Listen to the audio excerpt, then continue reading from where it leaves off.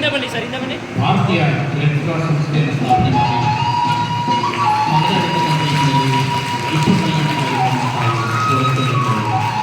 ಅನೇಕ ಲಕ್ಷಾಂತರ ಕೋಟ್ಯಾಂತರ ಅದಕ್ಕೆ ವೇದಿಕೆ ಎಲ್ಲ ಗಣ್ಯರು ಕೈಗೊಳಿಸಬೇಕಾಗಿ ವಿನಂತಿಸುತ್ತೇನೆ.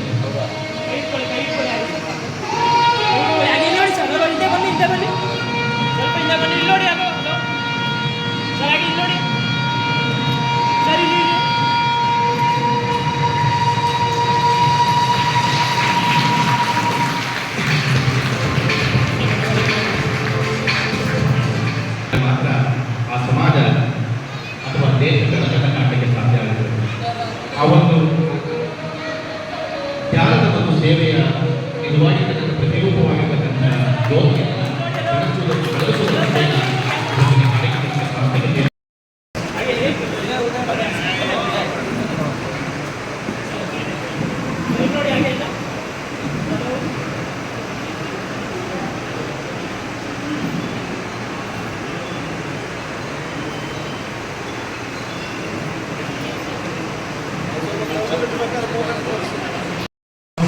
ಹೋಗ್ತೀರಾ ಪ್ರಾರ್ಥನೆ ಮಾಡೋದ್ರ ಮೂಲಕ ನಾವು ಕಾರ್ಯಕ್ರಮಕ್ಕೆ ಶುಭ ಕೋರಿದ್ದೇವೆ. 1928ನೇ ಇಸ್ವಿನಲ್ಲಿ ಇದು ಪ್ರಾರಂಭ ಆಗ್ತಕ್ಕಂಥದ್ದಕ್ಕೆ ಅವಕಾಶ ಆಯಿತು. ನಮ್ಮ ಜಿಲ್ಲೆಯಲ್ಲಿ ನನಗೆ ತಿಳಿದಿರೋದು ರೆಡ್ ಕ್ರಾಸ್ ಸಂಸ್ಥೆಯಿಂದ ಹೆಚ್ಚು ಪ್ರಚಾರವನ್ನು ಪಡೆದಿದ್ದೆ ಮೋಹನಣ್ಣರ ಅಧ್ಯಕ್ಷರಾದ ಮೇಲೆ ನನಗೆ ತಿಳಿದಿರೋದು. ಕಳೆದ 15 ವರ್ಷಗಳಿಂದ ಗಣನೀಯವಾಗಿದ್ದ ಸೇವೆಯನ್ನು ಮಾಡಿದ್ದಾರೆ. ಅವರಿಗೆ ವೈಯಕ್ತಿಕವಾಗಿ ನಿಮ್ಮೆಲ್ಲರ ಪರವಾಗಿ ಅಭಿನಂದನೆಗಳನ್ನು ಸಲ್ಲಿಸಲಿಕ್ಕೆ ಬಯಸ್ತೇನೆ.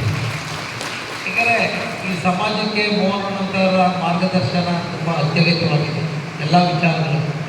ಅವ್ರು ಯಾವತ್ತೂ ಕೂಡ ಒಬ್ಬ ರಾಜಕಾರಣಿ ಆಗಿದ್ದರೂ ಕೂಡ ಅವರಿಗೆ ಕ್ಯಾಂಪ್ಗಳನ್ನು ಮಾಡಿಸಿ ರಕ್ತವನ್ನು ಸಂಗ್ರಹಿಸುವುದರ ಮೂಲಕ ಸರ್ಕಾರಿ ಆಸ್ಪತ್ರೆಗಳ ಮೂಲಕ ವಿವಿಧ ಖಾಸಗಿ ಸಂಸ್ಥೆಗಳ ಮೂಲಕ ಕೂಡ ಉತ್ತಮ ಒಂದು ಸೇವೆಯನ್ನು ಸಲ್ಲಿಸ್ತಕ್ಕಂಥದ್ದಕ್ಕೆ ರೆಡ್ ಕ್ರಾಸ್ ಸಂಸ್ಥೆ ಒಂದು ಪೂರ್ವಕವಾಗಿ ಕೆಲಸವನ್ನು ಮಾಡಿದೆ.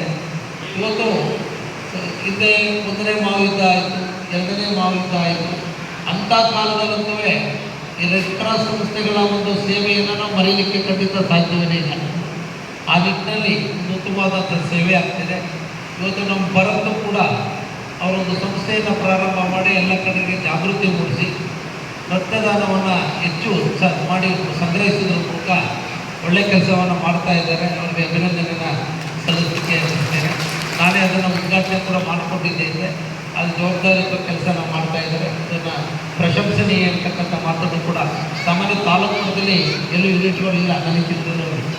ಸಾಮಾನ್ಯವಾಗಿ ಬ್ಲಡ್ ನಮ್ಮ ಚನ್ನರಾಯಪಟ್ಟಣದಲ್ಲಿದೆ. ಅದನ್ನು ಒಳ್ಳೆಯ ರೀತಿ ನಡೆಸ್ತಾ ಇದ್ದಾರೆ. ಯಾಕೆಂದರೆ ಯೂನಿಟ್ ಪ್ರಾರಂಭ ಮಾಡೋದಕ್ಕಲ್ಲ, ಅದನ್ನು ಮುಂದುವರಿಸ್ಕೊಂಡು ಹೋಗ್ತಕ್ಕಂಥದ್ದು ಅಷ್ಟೇ ಮುಖ್ಯವಾದಂಥದ್ದು ಅಂತ ಕೂಡ ನಾನು ಈ ಸಂದರ್ಭದಲ್ಲಿ ಹೇಳಿ, ಕೆಲವರು 30 ಸಲ ರಕ್ತದಾನ ಮಾಡಿದ್ದಾರೆ, ಕೆಲವರು 40 ಸಲ ಮಾಡಿದ್ದಾರೆ. ಅದೇನು ಆಗಲ್ಲ, ಜನರಿಗೆ ಜಾಗೃತಿಯನ್ನು ಮೂಡಿಸಬೇಕು. ಇದು ಒಬ್ಬರಿಂದ ಇನ್ನೊಬ್ಬರು ಪ್ರಾಣ ಉಳಿತಾರೆ. ಇನ್ನೊಬ್ಬರು ಕಷ್ಟ ಕಾಲದಲ್ಲಿ ಆಪರೇಷನ್ಗೆ ಬೇಕಾದಂಥ ಸಂದರ್ಭ ಕೊಟ್ಟರೆ ಅವರೆಲ್ಲ ಒಂದು ಕಡೆ ಸಾವಿನ ಅಂಚಿಂದ ಹೊರಗಡೆ ತರುವುದಕ್ಕೆ ಅವಕಾಶ ಆಗುತ್ತೆ ಅಂತಕ್ಕಂಥದ್ದನ್ನು ಕೂಡ ನಾನು ಈ ಸಂದರ್ಭದಲ್ಲಿ ಹೇಳಿ, ಇವತ್ತು ಏನಾಗಿದೆಪ್ಪ, ಈಗ ಬರಗಾಲದ ಒಂದು ಛಾಯೆ ಮೂಡ್ತಾ ಇದೆ. ಈಗ ಇವತ್ತು ಪ್ರಾಪಂಚಿಕ ತಾಪಮಾನ ಹೆಚ್ಚಾಗಿ ರೈತ ಬೆಳೀತಕ್ಕಂಥ ಬೆಳೆಗಳ ಮೇಲೆ ಪರಿಣಾಮಗಳು ಕೂಡ ಬೀರ್ತಾ ಇದ್ದಾವೆ. ಆ ಹಿನ್ನೆಲೆಯಲ್ಲಿ ಅದಕ್ಕೆ ಹೆಚ್ಚಿನ ಒಂದು ಗಮನವನ್ನು ಕೂಡ ನಾವು